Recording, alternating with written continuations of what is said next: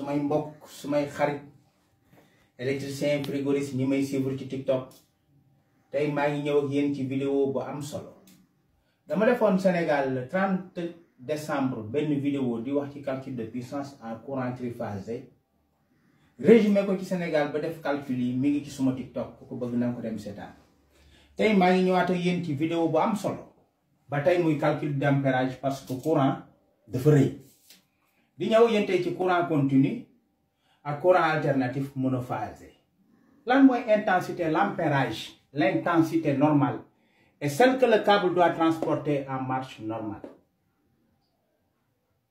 Intensité dañ koy xam di ko calculer pour nga calculer intensité on doit connaître la puissance moyenne absorbée en watts ou bien la puissance en volt-ampère. C'est la puissance apparente et la puissance active. Cosinus phi égale 1 ou en chevaux. Nous avons 1 cheval, c'est égal à 0,736 kW. Ou bien, si vous calculez, vous pouvez convertir en watts, 736 watts. Cosinus phi, c'est le facteur de puissance en watts. Le cosinus phi, c'est le facteur de puissance en watts. Cosinus phi 1, c'est pour les lampes incandescentes. Le cosinus phi 0,8, 0,9, c'est pour les moteurs. Mais en général, toujours nous calculons 0,8. Le cosinus phi 0,3, 0,6, c'est pour les lampes fluorescentes. Pour calculer l'intensité normale en courant continu, nous avons ampérage I, ampérage égale puissance active divisé par volt. Volt 8. Nous avons fait un courant alternatif monophasé. I, ampérage égale puissance apparente divisé par le volt. Ou bien puissance active bi ngay jël fekk bobu multiplier le volt bi ba paré ak cosinus bi sen total ñom nga jël ko diviser ko par la puissance active. Ou bien fi ñu né volt c'est le contraire fi I lañu calculer ñu diviser volt bo bëggé xam volt bi da ngay jël puissance apparente bi en va volt ampère diviser ko par l'ampérage daf lay jox tension bi. Si nous avons encore pour nga tension bi wala nga jël puissance active bi bo paré multiplier ampère par cosinus bi diviser puissance active bi par l'ampérage multiplié par cosinus phi. Tay li moy vidéo bi ma indi dina ko gëna résumer nak ci sama TikTok ko ko bëgg xol na nga dem sama TikTok xol vidéo bi ma def le 30 décembre ak vidéo bi ñu def le 29 janvier ci sama TikTok bi li wolof.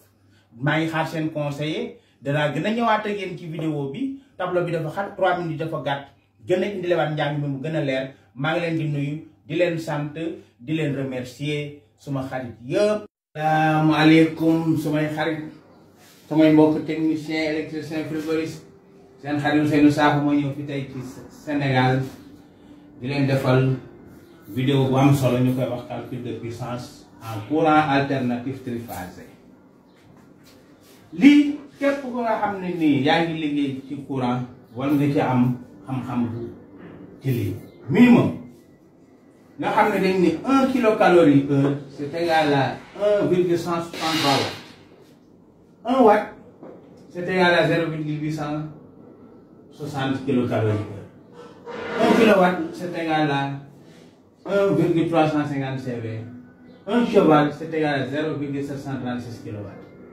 Exemple dañ ne fi dañu bëgg a taal benn moteur ñetti moteur yoo xam ne nii bu ci nekk mot na 50 HP cheval 50 chevaux ñu leen di taal sous tension de 220 triphasé.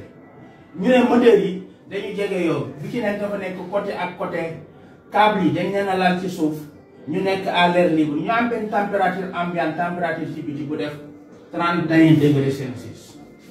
Nous laajte lan mooy intensité bi dañ ne pour nga xam intensité il faut nga xam puissance active bi ba pare mi ngi nii I mooy intensité ampérage égale puissance active bi ngay calculer ba pare en chevaux diviser ko par racine de 3 tension cosinus phi moteur ñëpp xam nañ ni 0,8 la 0,9 rendement 0,85 bu ko defee foofu nag ñu daal di ñëw résumé. Un cheval c'est égal à 0,736 kW. Si on convertit à watt, on a 736 000 multiplié par 50, je vais 36 800 lay joxe maa ngi dégg 36 800 watts dañu am foofu fii nga jël racine de 3 bi 1,732 multiplié par cosinus phi 0,8 multiplié par rendement 0,85 multiplié par tension bi ñu boole tension bi 220 volts bi bu yëpp mën na la jox une différence de bu ñu ko multiplier mu jox la 259 la ñuy téye virgule 1072 nga jël 36800 yi la ñuy jël 36800 yi la ñuy jël diviser ko par li bu ñu ko diviser boo ko xoolee mu jox la 142 ampères à partir de fii nag